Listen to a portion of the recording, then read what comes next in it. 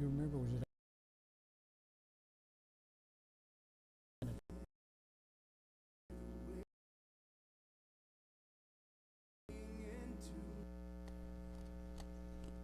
us as Christians, learning a lot for us tonight? Beth, I want that song sung at my funeral, okay? Talked about that before. These next few slides will just be a review talking about Tarsus, where he grew up. And we've covered some of this, and at the end of the last lesson that I did about 3 weeks ago, I guess. But Tarsus was a major city, and I never grew up thinking about Tarsus being such a good place to live, or populous place, I guess. General Pompey brought defeated the Mediterranean pirates, and as sort of a present for him, or rewarded, he declared Tarsus the capital of the region of Cilicia, which you see right here is Tarsus in the region of Cilicia. Of course, here's some of the things, and we've talked about these, but believed to be a population, some people think maybe of 500,000, and I would have never in my life imagined Tarsus as being. Talking about Paul's family, and tonight we're only going to reference this one verse before we branch off into some other things that talk about this. But Paul's mother is referenced one time by Paul, and it's the only verse he references right here. But when it pleased God, who separated me from my mother's womb and called me through his grace. And then the only other reference to a motherly situation was in Romans 16, which is one of the verses we're going to key off of for all the things we talk about. He says, "Greet Rufus, chosen in the Lord, and his mother, who was also like a mother to me." And he was saying that Rufus' mother was not his mother legally or legitimately, but it was figuratively. The church in Rome was established.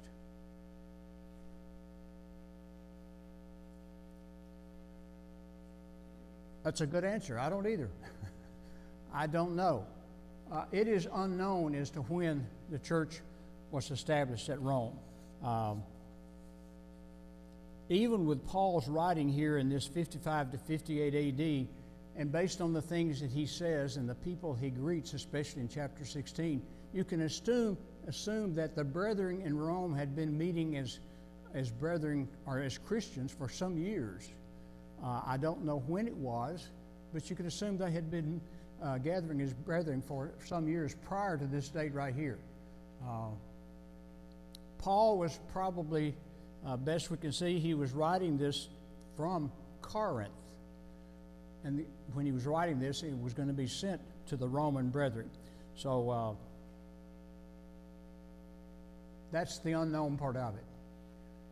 And here's one thing that I want to pursue just a little bit. Look about the greetings, and we're going to talk about he greeted everybody in chapter 16. And but this is one right here. He says, "Greet Priscilla or Prisca and Aquila, my fellow brothers in Christ. Likewise, greet the church that is in their house."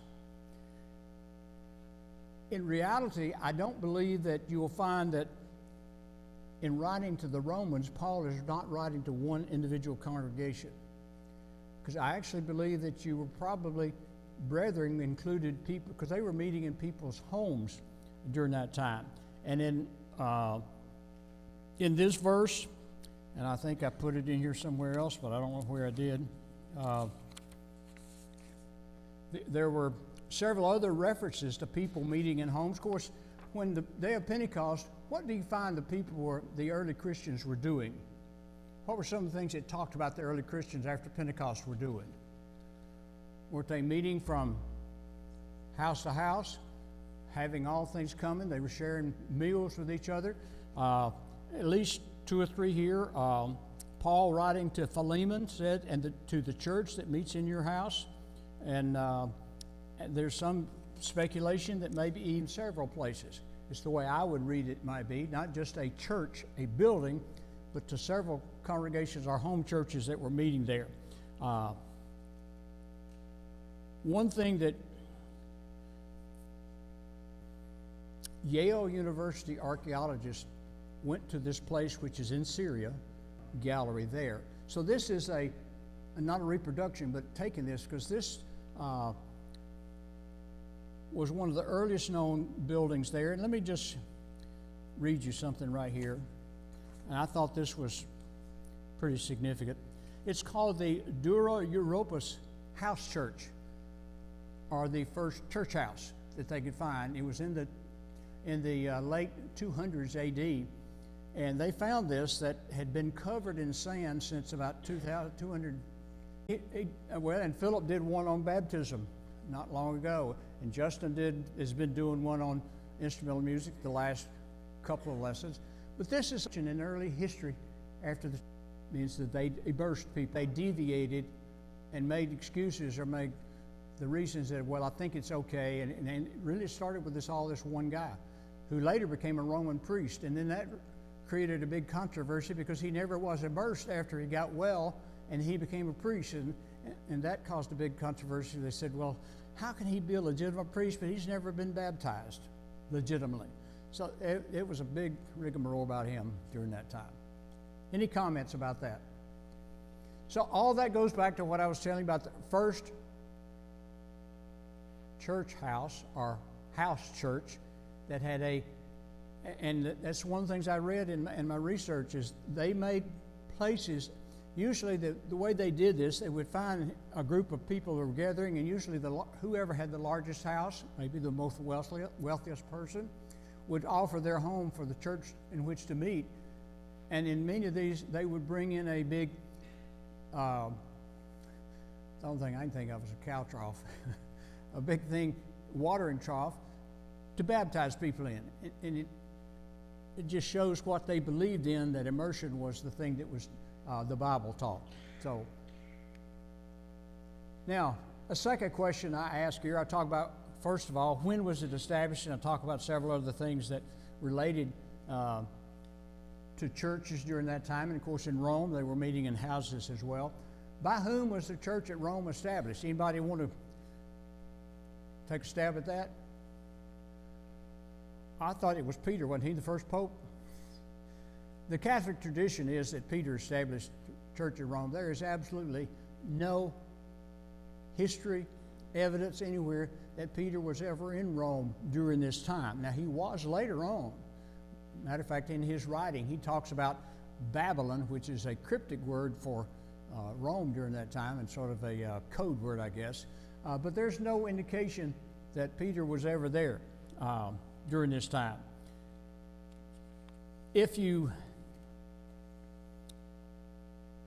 Peter, and one of the things I'll mention here, in all of the book of Romans, you would think that if Peter were in Rome, wouldn't Paul have mentioned him? You think about it, and we're going to talk about that if we have time tonight.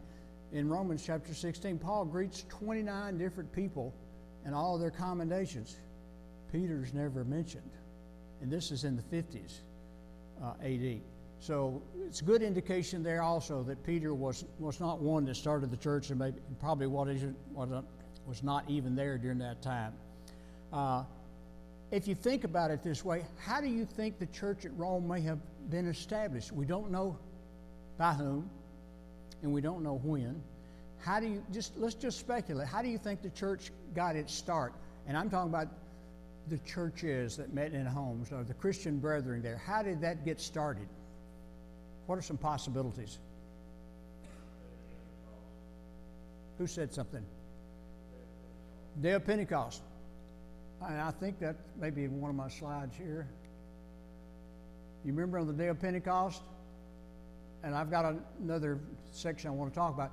But here, all the places were represented on Pentecost, and Rome was one of them. And so that's a possibility. People were baptized on the day of Pentecost, learned the good news of Mark, and went back and established church. What are some other ways that it might have?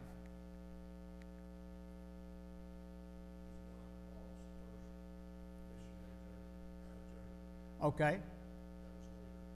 It was not Paul that established it.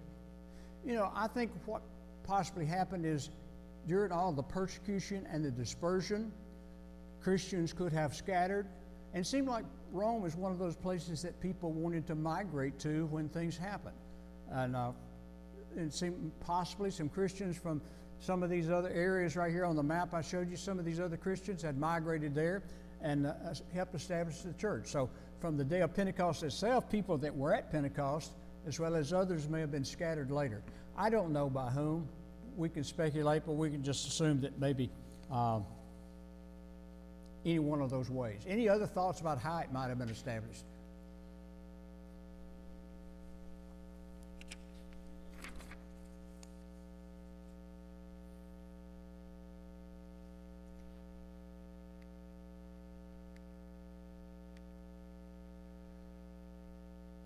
One of the other things that I wanted to talk about here, and this had to do with the churches meeting in homes, is that Paul sends greetings to 29 people in chapter 16 of the book of Romans. Let's just talk about that first of all. Why do you think Paul did that? I mean, what is there for us to learn? That being included in the Bible, what is there for us to learn from Paul greeting 29 different Christians and the brethren in Rome?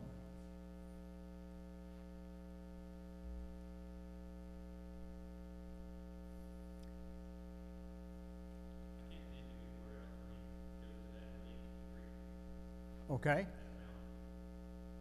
Is it safe to say then that Paul had high esteem for his fellow Christians, and he wanted to acknowledge them and let them know how much I appreciate you?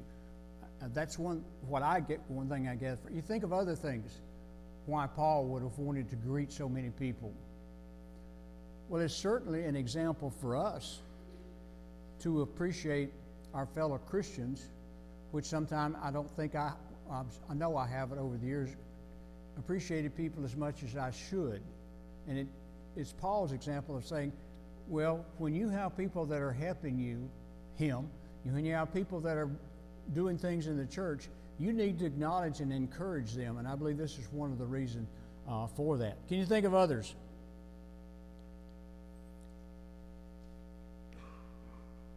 Here are the people.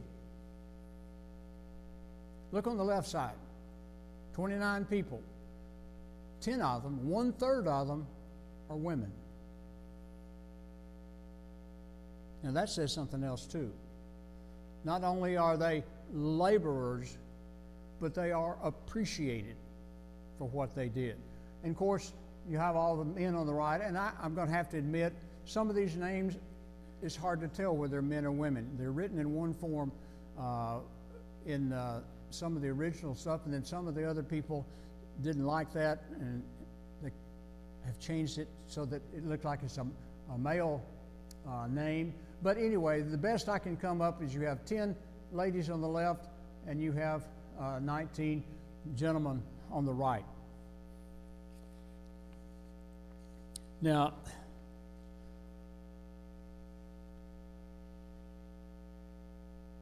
see if I've got the slide I wanted here. No, I want to go back. Look at, this is one slide I want. Look at the women that were addressed here. Interestingly enough, in this whole chapter, Paul addresses 29 people. Now, Phoebe is really not a Roman church member. She was at Corinth with Paul, from what we can read, and he sent her with the letter to the church at Rome. Now, that's another, I call it a great responsibility, that he utilized women to do that. She carried the letter, from what we can read in looking at this letter, that she was the one that communicated. She was the male lady that delivered the letter to the Romans. Well, that's the first thing. But look at the others. Priscilla with her husband Aquila, my helpers in Christ Jesus, they've laid down their necks for me. Mary, whomever she may be, and many of them have speculated that was Mary Magdalene, but we don't have any reason to know one way or the other. Tryphena and Tryphosa, which are sisters, probably possibly twins, who labor in the Lord. Persis, a lady who labored much in the Lord. Rufus' mother was like a mother to me. Andronicus and Eunia, which some of them believe is a husband and wife, and this is one of the, Eunia is one that can be spelled U-S or I-A, and if it's U-S, it's a male, and if it's I-A. So anyway, if it were a husband and wife, but whoever it is, he says, these are my kinsmen and fellow prisoners, highly regarded among the apostles. They were Christians before I was a Christian. Of all the men, very little is said about them. Paul is highly esteeming these ladies and what their work was in the church. Now, you're saying, well, are you saying that they had roles in the church? They had official offices in the church? Absolutely, I am not. There's no indication that they had an official office like a deacon or an elder, which would not even be biblical, and I don't believe Paul was talking about this. But you could use the word, and it's the word deaconess misleads you, because the word deacon means servant. So call some of these ladies deaconesses would be appropriate in the term that it's like a servant. But as an official office in a church, I don't believe any of these had a role like that, but they were highly regarded for what they were doing in the Lord's work. Seemed like there was something else I wanted to say here, but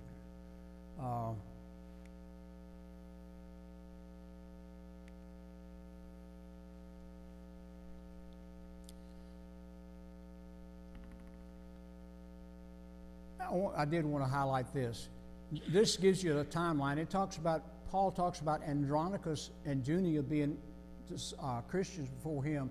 If you look at the timeline, looking at when Paul wrote this, he refers back to a time and said, these people were Christians before I was. Well, Paul was converted about 36 AD, which means Andronica and Junia, whomever they may be, if they're husband and wife or they were two men, Paul calls them fellow prisoners, which would almost indicate maybe they were male. We don't know that. But he is pointing to the fact that I'm proud of them because they were Christians even before I was, before I became a Christian. And I want to commend them for that, is basically what he's saying here. So you can see that if they became Christians somewhere between 30 AD, when the church was established, and 36, Andronicus and Junia had become Christians. And Paul is talking about that and commending them for what they had accomplished during that time. The word kinsman here, I knew there was something. kinsman, that we're not quite sure how to interpret that or translate that. Kinsman could mean that they were actually a family member. But Paul often uses that as a term to talk about people that were fellow Jewish people, people that he had known or worked with, or fellow Jews that he had lived with. So I'm not sure, we don't know for sure where Andronicus and Eunia were actually related to Paul, or were they related by being Jews like him.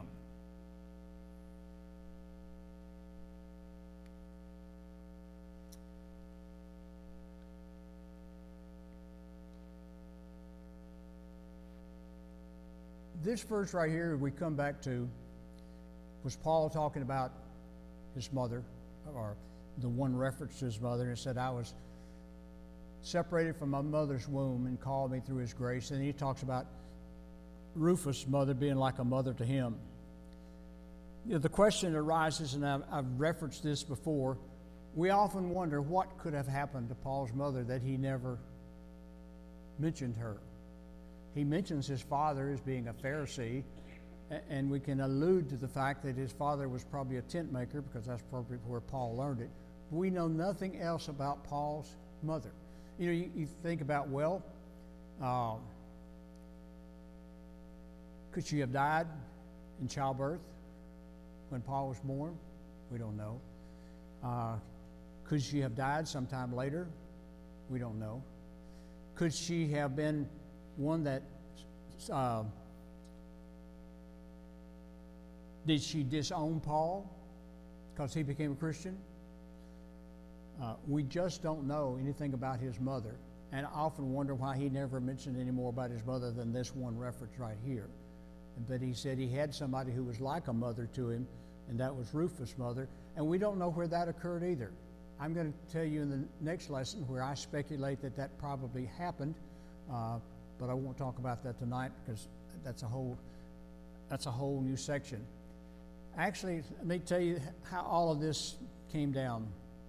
This verse right here about Rufus, I'm going to give you a story about Rufus that you'll find in the Bible per se, but I'm going to fill in some spaces to tell you about Rufus and his family that tell a story that I don't think any of us ever thought about before. That's going to be that's really how I started out doing this, and that lesson has gotten moved to next week because of all the other things I've talked about tonight.